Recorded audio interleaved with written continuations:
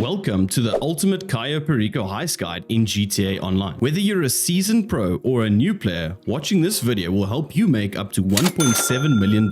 I will be showing you everything you need to know to pull off the perfect heist in about an hour, so make sure you're paying attention because these are the fastest and easiest ways to go about robbing Mr. Rubio and doing it while going completely unnoticed. So, if you're ready, let's dive in. First things first, head over to your Kasatka submarine and approach the planning table to kick off the Gather Intel mission. Next up, if this is your first time, you'll need to hop into the VIP charter jet, which will appear Los Santos International Airport. If it's your second time, then you'll disguise yourself as a smuggler. Not to worry, this video is for both first time and multiple time heist users. So once this mission has been activated in the Kasatka, go to the location where the game prompts you to go. In this case, it was Procopio Beach. Once you get to the location, steal the Vellum, take out the guards, and then you'll be on your way to Cayo Perico. Now, this is a bit of a trip depending on where you spawn with the Vellum. We're going to skip to this cutscene. Now, when you've landed on the island, if this is your first attempt, this will do a whole different cutscene in which you will drive with Mr. Rubio to the party.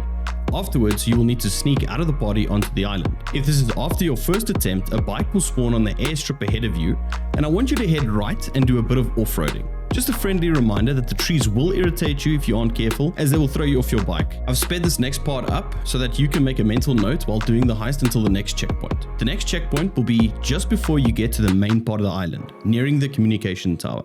If you're in a rush, I would recommend you ramp your bike like this over this ditch onto the other side.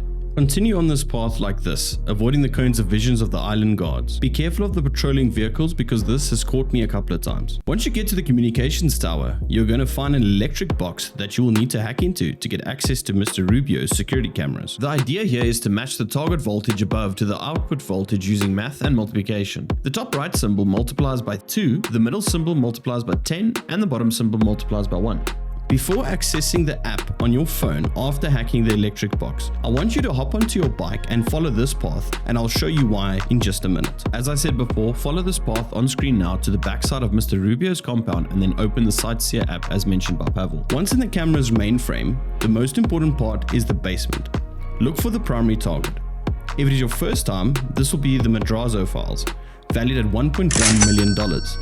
If this is your second attempt, here is a list of things that can be stolen and the value thereof. Now keep in mind, if you do this on hard mode, there is a 10% bonus for each primary target. I'm going to include this on screen now. You guys can pause the video if you want to have a look. Once the hacking is done and we have eyes on our primary target, it's time to head off the island. Close the app and throw yourself into the water. There is a dinghy spawn location which we are going to steal and head off to the airstrip with. Just before we get into the dinghy though, this is where you're going to find the drainage tunnel which you're going to need for this type of strat. Swim past it and it will prompt you if you haven't found this already. But there is one more spot we need to stop at along the way, so make sure you watch this carefully.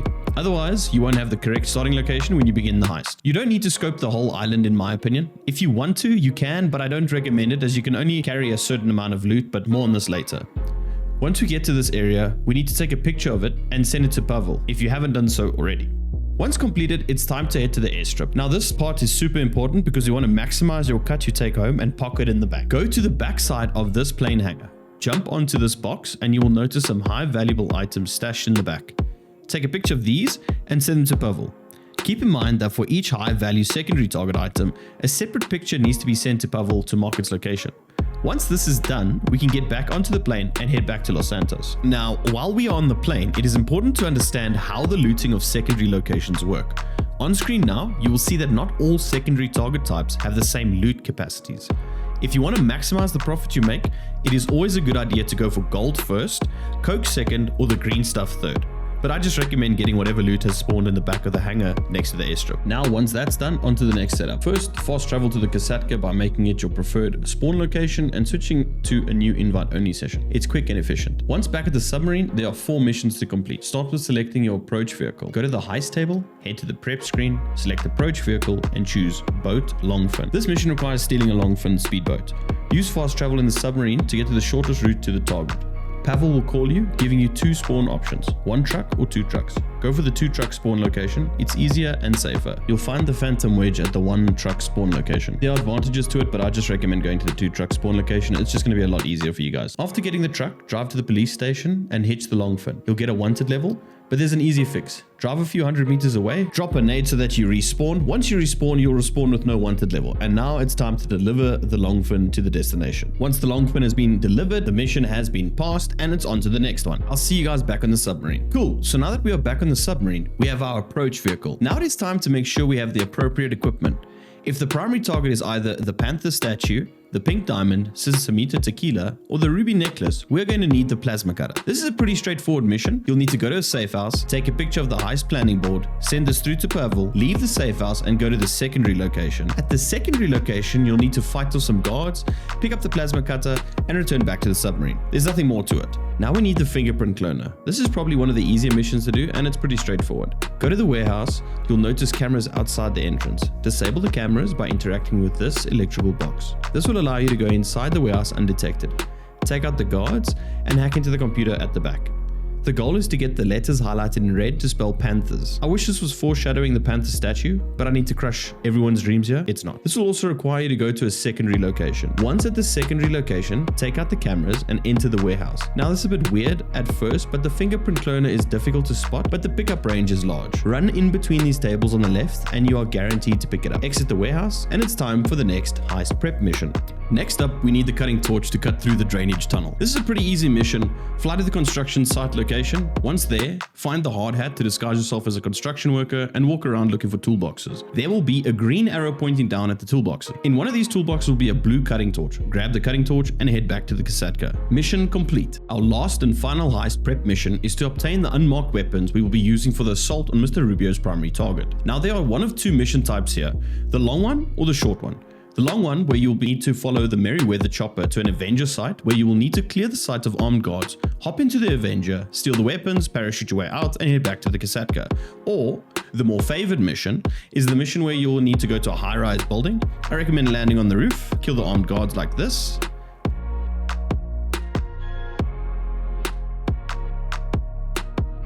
find the weapons locker, hack the computer, and steal the weapons. Once this is done, exit to the roof and deliver the weapons back to the Kasatka. Okay, ladies and gentlemen, now it's showtime. The heist finale is now available. So launch the heist by clicking on Start. This will take you to a loading lobby and select these options.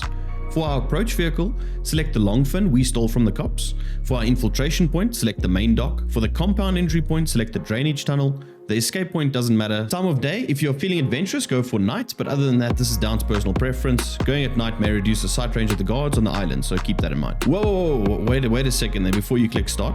You're forgetting one thing. You need to go to your weapon loadout and enable suppressors. So be sure to do that. Once you've triple checked that your heist screen looks like mine on screen, start the heist as a solo.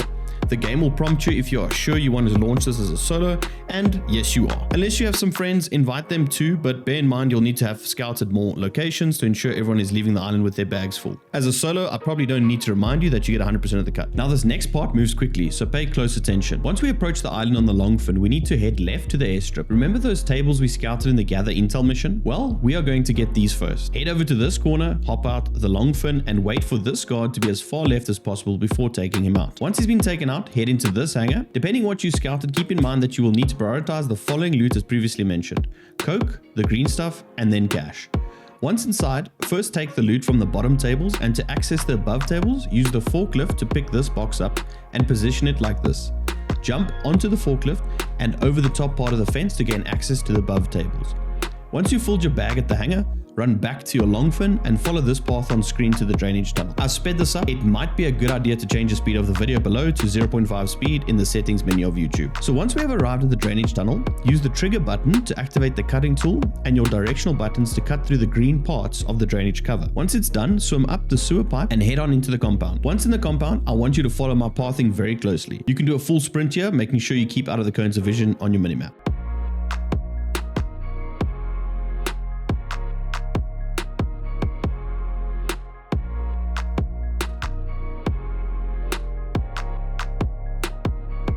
Once you get to this area, there will be 3 guards who could drop the keys to the underground vault.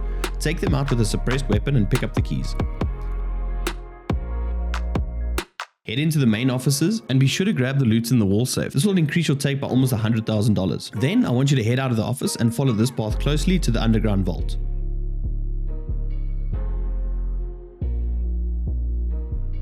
You could enter the vault from inside the office upstairs, but it's easier going this way as there are less fingerprints to sift through. Just a tip here, when doing the cloning of fingerprints, if you want to do this quickly, look at the shapes rather than the patterns to help form a fingerprint. This works a lot quicker than trying to find the perfect match. If you then struggle, you have some time to match the patterns of the fingerprint. Now once inside, use the plasma tool to break the chains and start the process of either entering the safe code or use the plasma cutting tool to cut through the glass. Keeping in mind not to overheat the equipment. This again will depend on what primary target spawn. The plasma tool will take roughly 40 seconds to complete, so be patient. Once you have everything, it's time to plan your escape. Activate your stealth mode. If you're on PC, press Control. If you're on console, press the right D-pad. Turn right and head out this gate using the same keys you picked up earlier and used to access this area. As you come out of the gate and jump up here, wait for the moving guard to be as far left as possible and sneak past the stationary guard like this.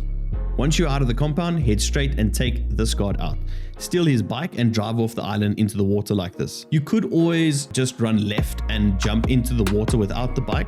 If you do this quickly enough, you'll be able to finish the heist undetected. Just make sure that once you are in the water, to swim to the edge of the map and the game will automatically fade to black and begin the end cutscene. If you found this video helpful, please leave a thumbs up, and if you want to see more videos like this, be sure to subscribe. Thanks for watching, and I'll see you in the next one.